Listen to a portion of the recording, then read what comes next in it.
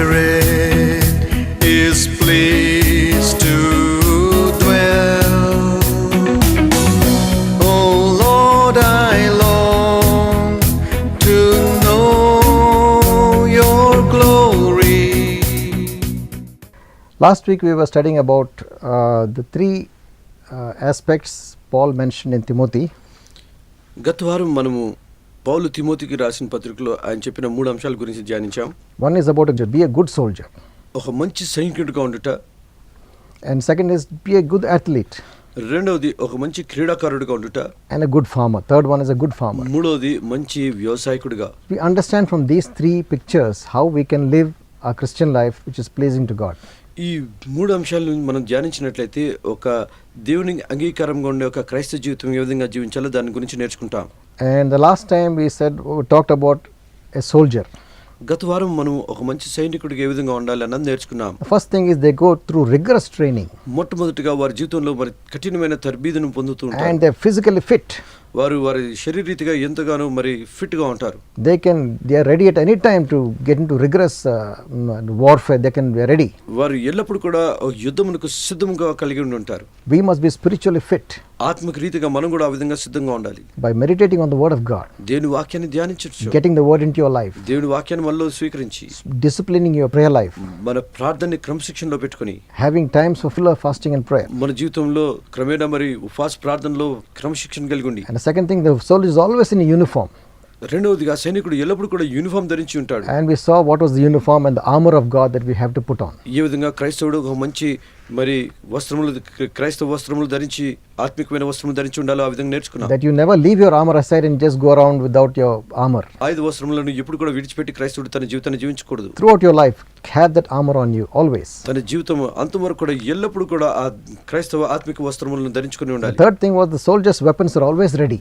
మూడవది సైనికుడి యొక్క ఆయుధములు వస్త్రములు ఎప్పుడు కూడా సిద్ధంగా ఉంటవి. Always oiled and ready for action. ఎప్పుడు కూడా మరి నూనెతోటి మాఫ్ చేయబడి సిద్ధంగా ఉంటవి. And we have our weapons, the name of Jesus, the blood of Jesus and the word of our testimony. మనకి దేవుని యొక్క నామము దేవుని యొక్క రక్తము మనకు ఎప్పుడు కూడా సిద్ధంగా ఉంటుంది. And the word of God spoken by faith is a weapon. దేవుని యొక్క వాక్యము విశ్వాసం ద్వారా పలికినది ఒక అస్త్రంగా ఉంటున్నది. So we saw weapons. మరి మనం అనేకమైన ఆయుధముల గురించి తెలుసుకున్నాం. And we should always be ready to use those weapons. ఎప్పుడు కూడా ఆయుధములను ఉపయోగించడానికి సిద్ధంగా ఉండాలి. The fourth thing we saw. నాలుగవది మనం చూసింది ఏంటంటే the soldier is always obedient to what the commanding officer says. సైనికుడు ఎప్పుడు కూడా తన పై అధికారికి ఎప్పుడు విధేయుడిగా ఉంటాడు. We must learn to walk in obedience to what God says. మనం కూడా మన దేవునికి ఎప్పుడు కూడా విధేయులుగా ఉండటం నేర్చుకోవాలి. That we never argue with him. ఎప్పుడు కూడా ఆయనతోటి వాదములు పెట్టుకోవాలి. Even if you don't understand what he's saying. ఆయన చేస్తున్నది మనకు అర్థం కానప్పుడు కూడా be obedient. ఎప్పుడు కూడా ఆజ్ఞాకారిగా విధేయుడిగా ఉండాలి. And you will learn later on why he said what he said. ఎందుకు ఆ విధంగా ఆయన చెప్పాడో దాని గురించి మనం తర్వాత ఆయన మనకు అర్థం చేస్తాడు. Even if it goes to the point of losing their own life, the soldier obeys the commanding officer. తన ప్రాణాన్ని కోల్పోతాడు అని తెలిసినా కూడా ఆ సైనికుడు విధేయుడిగా ముందుకు వెళ్తూ ఉంటాడు. We need to be sensitive to the spirit of God and obedient to his voice. మనం దేవుని యొక్క ఆత్మకు సన్నిహితంగా ఉండి ఆయన చెప్పేదానికి విధేయుడిగా ఉండాలి. And today we'll finish that, the fifth point of a good soldier. మనం ఐదో ఒక లక్షణము ఒక మంచి సైనికుడు ఉండే లక్షణం గురించి ఐదో లక్షణం చెల్లిద్దాం. A soldier endures hardness and hardships without complaining. ఆ సైనికుడు తనకు వచ్చే కఠినమైన పరీక్షలను అన్నిటిని సహిస్తూ ఎప్పుడు కూడా మరి దాని గురించి కంప్లైంట్ చేయడు. He knows that this is the life that he has chosen. అతనికి తెలుసు తాను ఎన్నుకున్న జీవితంలో ఈ పరిస్థితులు వస్తాయని అతనికి తెలుసు. Duty may call me to the most dangerous places to be on duty. I have to go. మరి తను డ్యూటీ చేస్తున్నప్పుడు కఠినమైన పరిస్థితులకు అతను పిలువబడినప్పుడు వెళ్ళాలి అని అతనికి తెలుసు. I work in Jammu and Kashmir. నేను జమ్మూ అండ్ కాశ్మీర్లో పనిచేస్తున్నాను. One of the very difficult places to work for a soldier is in Ladakh, in the Siachen glacier. Very cold, very difficult. మరి కాశ్మీర్లో లదాఖ్ ఆర్ సిలిషన్ గ్లేషియర్ అటువంటి ప్రాంతాల్లో ఎంతో కఠినమైన పరిస్థితులు ఉంటున్నవి. Goes down to -30, -40. అక్కడ మరి వాతావరణము -30, -40 వరకు కూడా పడిపోతున్నది. They endure that without any complaint. వాళ్ళు ఎటువంటి మరి కంప్లైంట్ లేకుండా అవన్నీ కూడా సహిస్తూ ఉంటారు. Many times we see in Kashmir when it snows and it's very cold outside, the soldier has to stand in the snow with his gun ready. చాలాసార్లు మేము చూసింది ఏంటంటే ఎప్పుడు మరి మంచు పడుతున్నా ఎంత చల్లగా ఉన్నప్పుడు కూడా సైనికుడు ఎప్పుడు కూడా సిద్ధంగా తన ఆయుధం పట్టుకొని ఉంటాడు. In 2 Timothy chapter 2 verse 3, Paul says, endure hardness as a good soldier of Christ. మరి తిమోతిలు రాసిన పత్రిక 2వ పత్రిక 3వ అధ్యాయంలో మరి ఒక మంచి యోధుడిగా సైనికుడిగా ఇప్పుడు కూడా అన్ని పరిస్థితులు ఎదుర్కొనేవాడిగా ఉండాలి అని రాయబడింది. We must sure in our mind that as we live through this life, there will be tribulation that will come to you. ఒక విషయాన్ని మనం గమనించాలి, ఈ మన క్రైస్తవ జీవితంలో మన జీవితంలో అనేకమైన సమస్యలు కష్టములు వస్తవి అన్న విషయాన్ని మనం ముందుగానే గ్రహించాలి. We should not think that once I've come to know Jesus, everything will be just beautiful and smooth. No. నేను మరి దేవుని తెలుసుకుని క్రైస్తవత్వంలోకి వచ్చిన తర్వాత నా జీవితం ఎప్పుడు కూడా ఎటువంటి సమస్యలు లేకుండా సాధారణంగా చక్కగా వెళ్ళిపోతుంది అనుకోకూడదు. There were times people will hate you. కొన్ని సమయాల్లో మనుషులు మిమ్మల్ని ద్వేషిస్తారు. Why do people hate the Christian? ఎందుకు మనుషులు క్రైస్తవులను ద్వేషిస్తూ ఉంటారు? Why do people, when you don't do anything wrong against them, why do they hate you? నువ్వు వారికి వ్యతిరేకంగా ఏం చేయనప్పుడు కూడా మనుషులు ఎందుకు నిన్ను ద్వేషిస్తూ ఉంటారు? The basic problem is, ఈ మూలమైన సమస్య ఏంటంటే it's the fight between the light and the darkness. ఏంటంటే అది వెలుగుకి అంధకారంకి మధ్య ఉన్నటువంటి యుద్ధమై ఉంటున్నది. You have come to know Jesus, you have come out of darkness, you have come into light. ఎప్పుడైతే మీరు యేసు ప్రభువుని తెలుసుకున్నారో మీరు అంధకారం నుంచి వెలుగులోనికి వచ్చారు. And darkness always hates light. మరి అంధకారం ఎప్పుడు కూడా వెలుగును ద్వేషిస్తూ And ఉన్నది. people who are in darkness, they will not like to come to those who are in light. ఎవరైతే అంధకారంలో ఉన్నారో వారు వెలుగులోనికి రావడానికి ఇష్టపడరు, వారితో ఎప్పుడు ద్వేషిస్తూ In ఉంటారు. John chapter 3 verse 19 and 20. యోహాన్ రాసిన సువార్త 3వ అధ్యాయము 19-20లో రాయబడి ఉన్నది. And this is the condemnation, that light is come into the world, but the men loved darkness rather than light, because their deeds were evil. And verse 20 says, for everyone that does evil hates the light, and neither comes to the light, lest his own deeds will be exposed.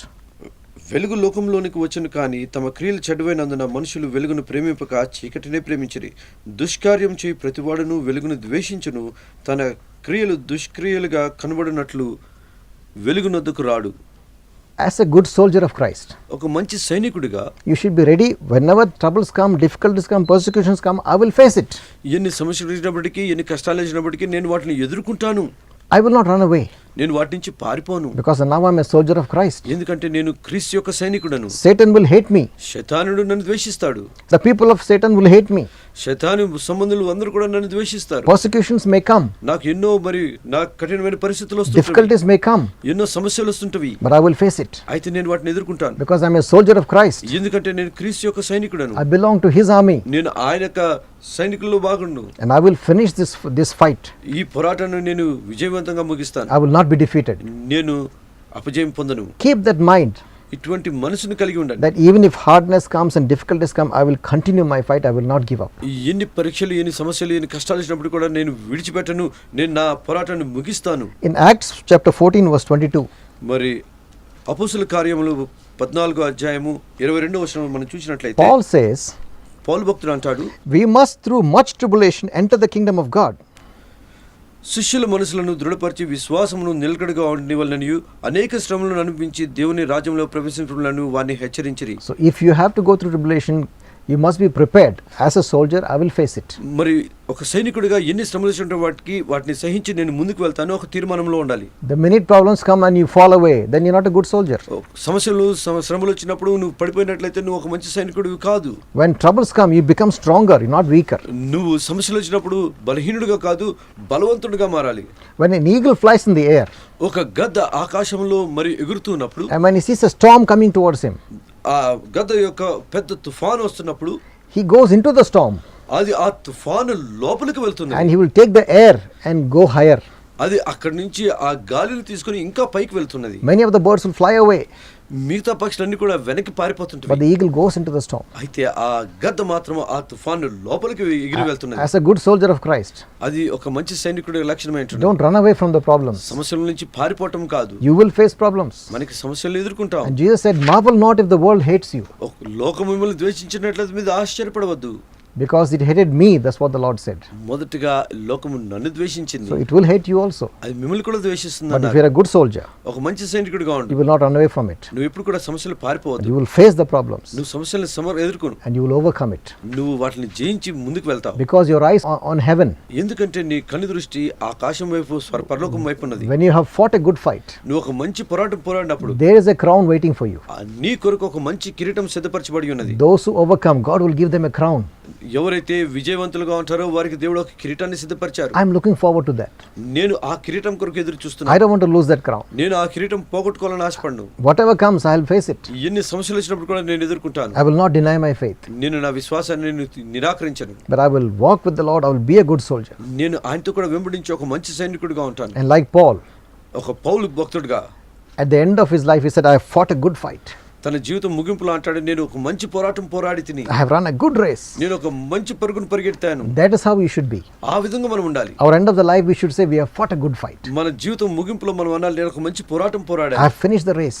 నేను నా పరుగును ముగించాను. And there is laid up for me a crown of righteousness. నా కొరకు ఒక మంచి నీతి కిరీటం నా కొరకు సిద్ధపరచబడి ఉన్నది. Now the second thing Paul says in the second chapter of 2 Timothy, మరి రెండో విషయము 2 తిమోతిలో మరి పౌలు భక్తుడు అంటాడు, in verse 5, మరి 5వ వచనంలో, if anyone enters competitive games, he is not crowned unless he competes lawfully.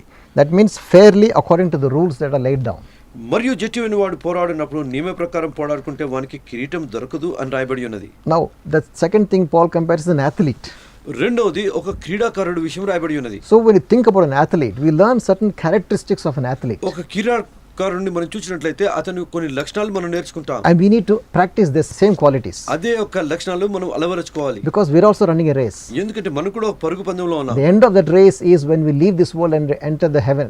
That is the end of our race. ఆ పందెము ముగింపులో తర్వాత మనము పరలోకంలోకి వెళ్తాము. అదే ముగింపు అయినది. As long as we are in this world, ఈ లోకంలో ఉన్నంత కాలం కూడా we are running a race. మనం ఆ పరుగు పందెంలో ఉంటున్నాం. And if we run correctly, మనం సరిగ్గా పరిగెత్తినట్లయితే we get the prize. మనకి ఆ బహుమానం పొందుకుంటాం. But if we don't run correctly, ఒకవేళ మనం సరిగ్గా we పరిగెత్తినట్లయితే will be disqualified. మనని మరి ఆ పరుగు పందెం నుంచి తీసివేస్తారు. There are many people who start well, కొంతమంది మరి ప్రారంభం చక్కగా చేస్తారు, but they don't finish well. అయితే దాన్ని చక్కగా ముగింపలేరు. They get disqualified on the way. వారు మార్గ మధ్యంలో అసంతృప్తిగా మరి వెనక్కి తిరుగుతారు. And maybe they take shortcuts and they are not lawfully competing and they lose the race. వారు నియమ ప్రకారం పరిగెత్తకుండా ఎన్నో మరి తప్పుదారులు చిన్న దారులు పట్టుకొని వెళ్ళి విఫలం అయిపోతుంటారు. Now what are the characteristics of a good athlete? ఒక మంచి క్రీడాకారుడి యొక్క లక్షణాలు ఏంటి? Number 1, మొదటిగా he is single minded. అతడు తన దృష్టిని కేంద్రీకరిస్తాడు. You know, you have Olympics once in 4 years. మనకి ప్రతి 4 సంవత్సరాలకు ఒకసారి ఒలింపిక్ గేమ్స్ వస్తుంటాయి. But a man who wants to win that Olympic title, అయితే ఏ వ్యక్తి అయితే ఆ ఒలింపిక్ క్రీడల యొక్క మరి బహుమానం పొందాలని the కోరుకుంటాడు, entire 4 years, తన 4 సంవత్సరాలు మొత్తం కూడా he will train and train and train for that one race on that Olympic day. అతడు ఆ ఒలింపిక్ పరుగుల పందాల్లో ఆ బహుమానం పొందుకోవడానికి తాను తరబేదు చేసుకుంటూ ఉంటాడు 4 సంవత్సరాలు. He may be just a 100-meter specialist. అది కేవలం ఒక 100 మీటర్ల పరిగె ఉన్నప్పుడు, But the whole 4 years, పూర్తి 4 సంవత్సరాలు he will కూడా keep on running 100 meters again and again till he perfects his technique. అది పరిగెత్తుతూనే ఉంటాడు. ఆ 100 మీటర్లు ఎంత పరిగెత్తగలడో అంత పరిగెడుతూనే ఉంటాడు ఆ 100 మీటర్లు. Because he knows in 4 years time, ఎందుకంటే 4 సంవత్సరాల తర్వాత I must win that race. నేను ఆ పరుగు పందెం గెలవాలి. I must get that wreath. నేను ఆ కిరీటం నేను పొందుకోవాలి. In the olden days, పాత రోజుల్లో when the Olympics was started, మొదటిగా ఒలింపిక్ క్రీడలు మరి the ప్రారంభించినప్పుడు winner used to get a wreath of leaves.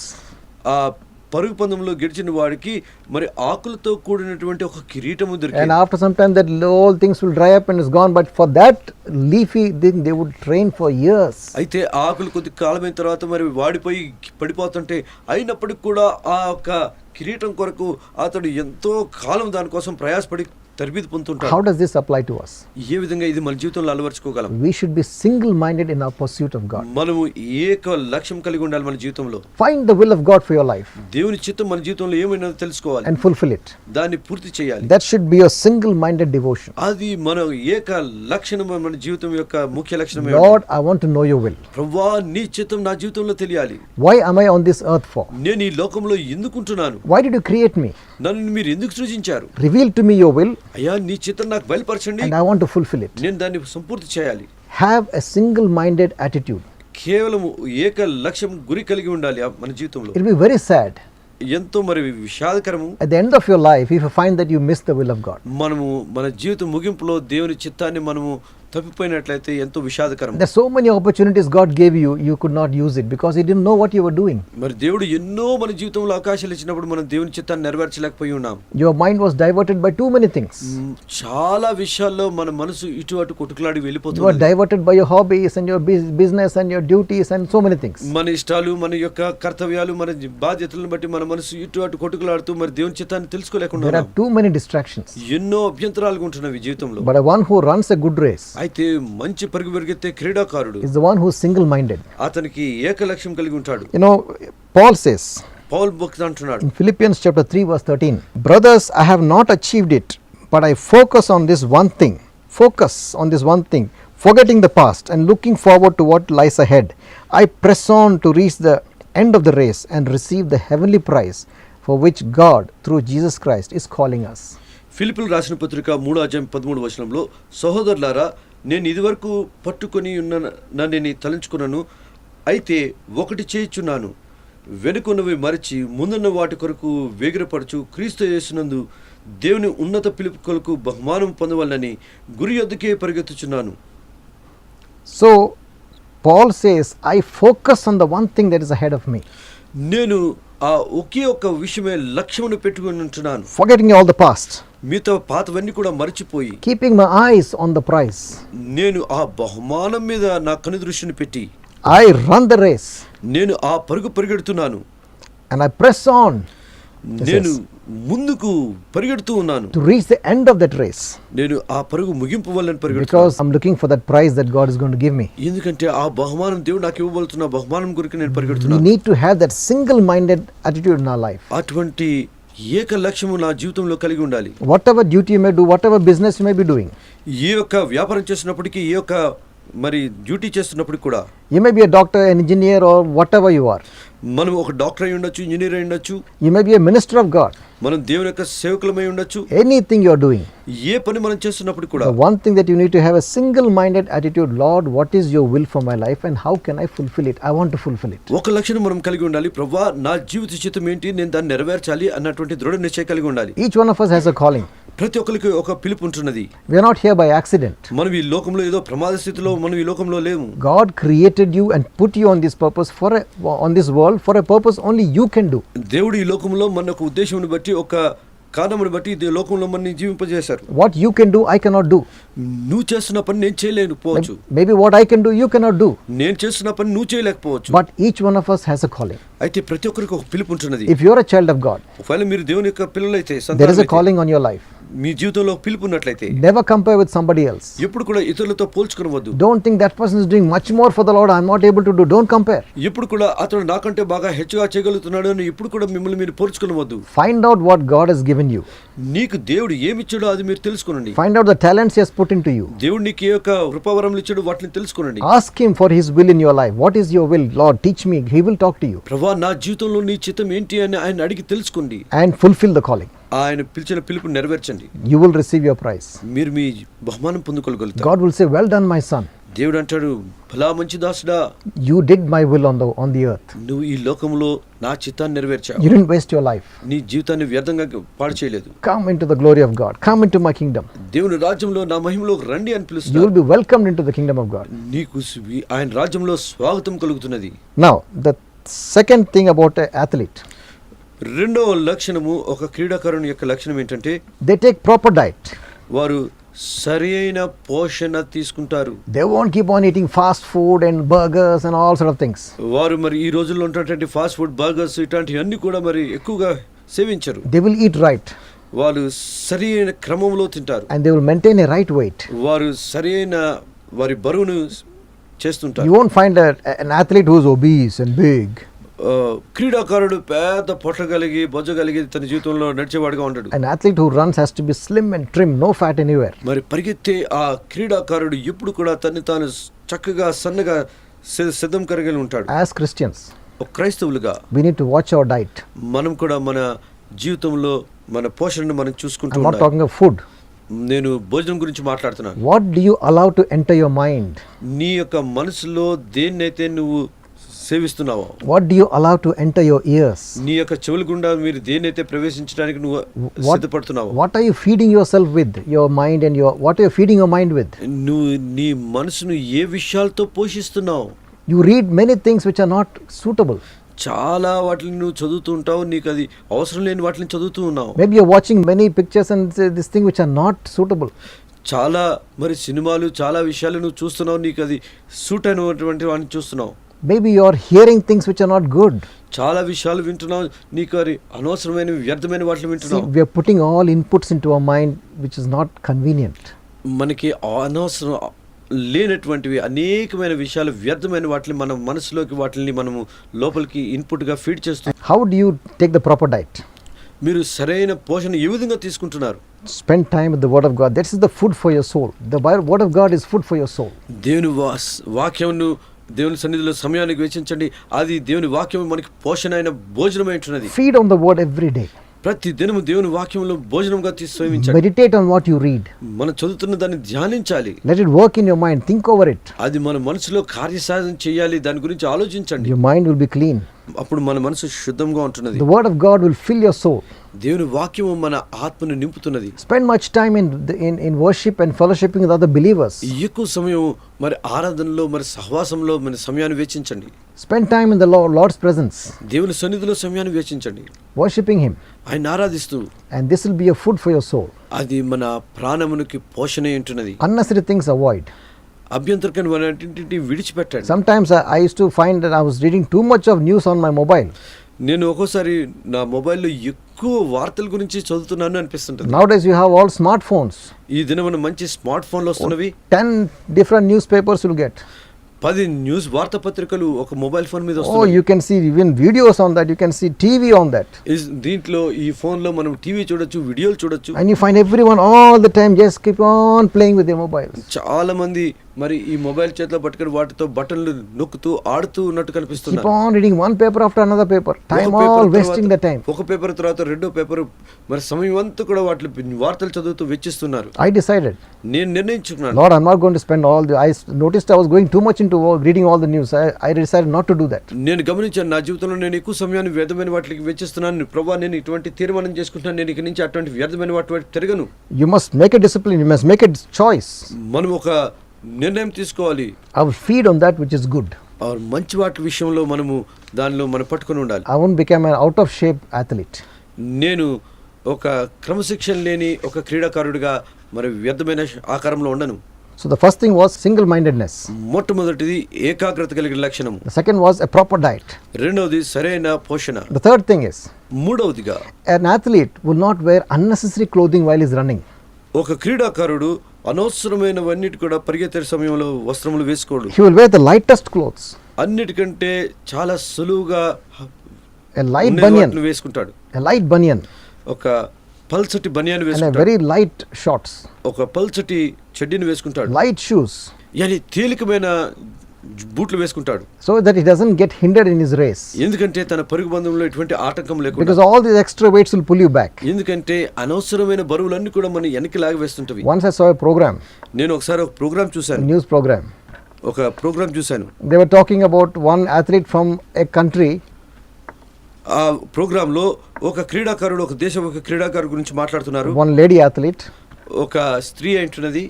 And they are not allowed to, wear small clothing in that country. You have to be fully covered. ఆ దేశంలో మరి చిన్న వస్త్రములు వేసుకోవడానికి వీలు లేదు. పూర్తి వస్త్రములు పైనుంచి కింద వరకు వేసుకోవాలి. So she is fully dressed from head to toe. మరి ఆ క్రీడాకారిని పైనుంచి కింద వరకు పూర్తి వస్త్రములు And she ధరించింది. was competing in the games. తను ఆ పరిపందంలో భాగం పంచుకుంది. No chance of winning. మరి ఆ స్త్రీ మరి గెలవటానికి అవకాశమే లేదు. See, many Christians are like that. చాలా మంది క్రైస్తవులు ఆ విధంగా ఉన్నారు. Too much weights in their life. వారి జీవితంలో అనేకమైన వ్యర్థమైన బరువులు And they మోస్తున్నారు. try to run the race. వారు ఆ పరిపందంలో పాలు పంచుకోవాలని ట్రై చేస్తున్నారు. What are these weights? ఈ వ్యర్థమైన బరువులు ఏంటి? In Paul says in Hebrews chapter 12 verse 1. మరి హీబ్రూ రాసిన పత్రిక 12వ అధ్యాయం మొదటి వచనంలో పౌలు భక్తుడు అంటున్నాడు. He says, we are surrounded by a huge cloud of witnesses to the life of faith. And so let us strip off every weight that slows us down, especially the sin that so easily trips us up. And let us run the race with endurance, the race God has set before us. ఇంత గొప్ప సాక్షి సమూహం మేఘం వల్లే మనల్ని ఆవరించి ఉన్నందున మనం కూడా ప్రతి భారమును సులువుగా చిక్కులు పెట్టి పాపను విడిచిపెట్టి విశ్వాసమును కర్తయు దానిని కొనసాగించువాడినైన యేసు వైపు చూచుచు మన ఎదుట ఉంచబడిన పందెంలో ఓపికతో పరిగెత్తుదము. See, the weights that stop you and from running the race are all the sins that you are carrying, your weaknesses. మనని ఆటంకపరిచే బరువులు ఏంటంటే అవి పాపమైనటువంటివి. And it also means the things that like pride and self that comes into your life, that also is a weight. మరి ఇవన్నీ మన జీవితంలో స్వార్థము, మరొకటి అహంకారము, ఇటువంటివన్నీ కూడా మనని వెనకలాగుతున్నవి. Paul says పౌలు భక్తుడు అంటున్నాడు in 1 Corinthians chapter 9, మొదటి కొరింథీయులకు రాసిన 9వ పత్రిక, he says, I run the race not as someone just boxing the air, నేను పరుగు గాలిలో పోరాడుతున్న వాడుగా కాకుండా but I discipline my body, he says. నేను నా దేహమును క్రమశిక్షణలో ఉంచుకుంటున్నాను. I keep my body under subjection, నా దేహమును నేను ఆధీనం పరుచుకొని ఉంటున్నాను అంటున్నాడు. lest after bringing many to Christ I myself will be disqualified. అనేకులను దేవుని రాజ్యంలోకి తీసుకొచ్చిన తర్వాత నేను ఒక్కడిని అయోగ్యుడిగా ఉండకూడదు అని అంటున్నాడు. Keep throw out all the weights that are holding you back. మన జీవితంలో మనని వెనక్కి లాగేటువంటి ప్రతి బరువును కూడా విడిచిపెట్టి పరిగెత్తాలి. Don't let any sins remain in your life. మన జీవితంలో ఎటువంటి పాపం కూడా మన జీవితంలో అంటిపెట్టుకొని ఉండకూడదు. Now the fourth thing that we see about an athlete, నాలుగో ఒక విషయము మనం క్రీడాకారుల విషయంలో you have to చూసినట్లయితే run by the rules. yani నియమానుసారంగా పరిగెత్తాలి. No cheating, no shortcuts, మరి మోసం చేయటం కానీ ఎటువంటి షార్ట్ కట్ లేకుండా పరిగెత్తాలి. otherwise you will be disqualified. ఒకవేళ ఆ విధంగా చేసినట్లయితే మనం అభ్యంతరంగా ఉంటాం. మనం That's what Paul said in 1 Corinthians 9:27, lest after preaching to others I myself will be disqualified. మరి పౌలు భక్తుడు అంటాడు మొదటి కొరింథీయులు 9:27లో ఇతరులను మరి నేను ప్రకటించిన తర్వాత భ్రష్టునైపోదునేమోనని నలగొట్టుకుంటున్నాను నా శరీరాన్ని అంటున్నాడు. Run your life according to the word of God. The way you learn from the word, run that race according to the word. ఏ విధంగా మనం దేవుని వాక్యంలో నేర్చుకున్నామో ఆ విధంగా మనం నియమానుసారంగా దేవుని పరుగు పందెంలో పరిగెత్తాలి. Don't twist and change the word. దాన్ని మార్చి మనం చేయకూడదు. There are many people who are twisting the word of God, చాలా మంది దేవుని వాక్యాన్ని వాళ్ళకి అనుగుణంగా మార్చుకొని తిప్పుతున్నారు. and they are trying to change the things according to their own convenience. వారికి సులువుగా అనుగుణంగా ఉండేటట్టు వాటిని మార్చుకొని తిప్పుకుంటున్నారు. Oh, God didn't mean that. దేవుడు ఈ విధంగా అంటలేదు. This doesn't apply to us. ఇది మాకు వర్తించదు.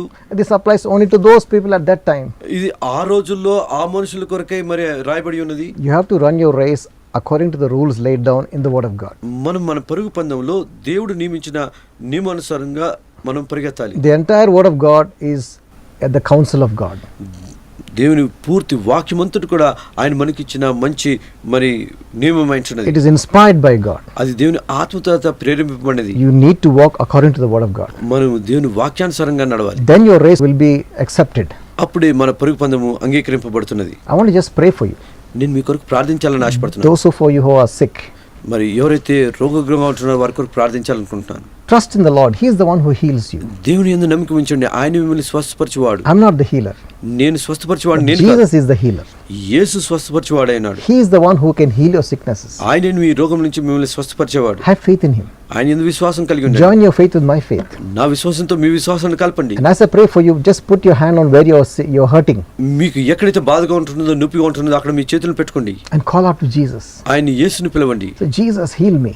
యేసు నన్ను స్వస్థపరచు. He will heal you. ఆయన మిమ్మల్ని స్వస్థపరుస్తారు. Father Lord, I pray for those who are sick. పితా ఈ సమయంలో ఎవరైతే రోగగ్రస్తులున్నారో వారి కొరకు ప్రార్థన చేస్తున్నారు. Whatever be their sickness, Lord. అయ్యా వారికి ఎటువంటి రోగమైనప్పుడు కూడా You took their sickness on the cross. ప్రభువా మీరు వారి రోగంలన్నింటి కూడా సిలువ మీద వేసుకున్నారు. By your stripes they are healed. అయ్యా మీరు పొందిన గాయాల ద్వారా వారు స్వస్థపరుచున్నారు. In Jesus' name, యేసు పరిశుద్ధ నామములో I command that sickness to go. నేను ఆ రోగమునికి ఆజ్ఞాపిస్తాను, వెళ్ళిపో. I speak the healing of the Lord into your body. నేను వారి జీవితంలో స్వస్థతను ప్రకటిస్తున్నాను. Lord, bless the one watching. ప్రభువా ఎవరైతే మరి ప్రేక్షకులు దర్శిస్తున్నారు చూస్తున్నారు వారిని ఆశీర్వదించండి. Heal everyone watching. ప్రతి ఒక్కరిని ఆశీర్వదించింది స్వస్థపరచండి. In Jesus' name I pray. యేసు నామములో ప్రార్థిస్తున్నాను. Amen. Amen. We will continue this message next week and finish it. The third thing about this message is about a farmer. వచ్చే భాగంలో మూడో అంశము ఒక వ్యవసాయకుడు ఏమి ఉండాలి అన్న విషయాన్ని వచ్చే భాగంలో మనం చర్చించుకుందాం. God bless you. దేవుని మిమ్మల్ని ఆశీర్వదించును గాక.